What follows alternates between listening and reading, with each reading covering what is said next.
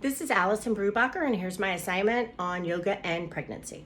So here's some of the poses that I would use in a class, a prenatal class, with some modifications. So the first one is to use a chair and to do a wide-legged, just depending on how bellies are, child's pose. So you can rest your head. If you wanted to get a little bit more, you could use your head in between.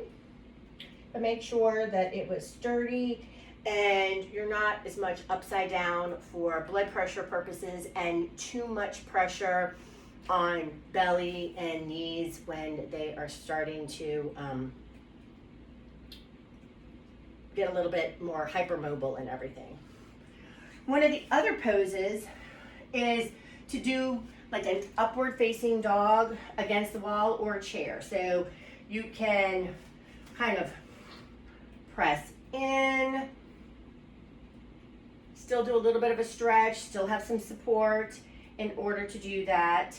Another pose that I wanted to do is a seated goddess on a ball. So you can do that a couple different ways. You could do it on the chair where you can keep your knees out and everything, but I really love the ball, and that kind of makes it a little bit more fun, and you are engaging your core but not too much.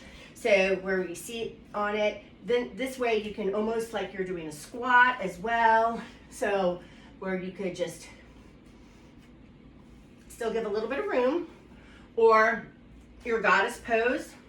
And then in this one you have the ability to do at least some of the lateral bends and to do a little bit more freedom. The only issue with the ball is to be able to have some kind of support either by a wall or a chair, so that when they get up, your center of gravity would allow you to be able to not tip yourself over.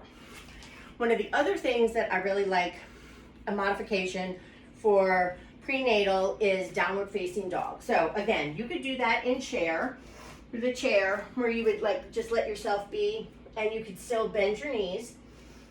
So this could be an option, or if it's still not too much of an issue, depending on how far along, to be able to put your hands on the floor and bend. And so we're still doing all the same things. You're still using all your arm muscles. You're still getting a tip in your hips, but it's still supported. And then again, the only other issue with something this far down is to be able to get up, which is why I like the chair here, so you could use that as well. And then same thing for Savasana, which I like to do anyway, even if it's not a prenatal, but to do a corpse pose and have your legs up a little bit so your lower back is more supported and it's flatter on the mat. And also it takes away, if there's swelling in the feet, then this will relieve a little bit of that. And it's always good to have your feet up the wall for minutes of the day, regardless of whether you're pregnant, but even more so when you're pregnant. And so those are some of the modifications that I would use for my prenatal class.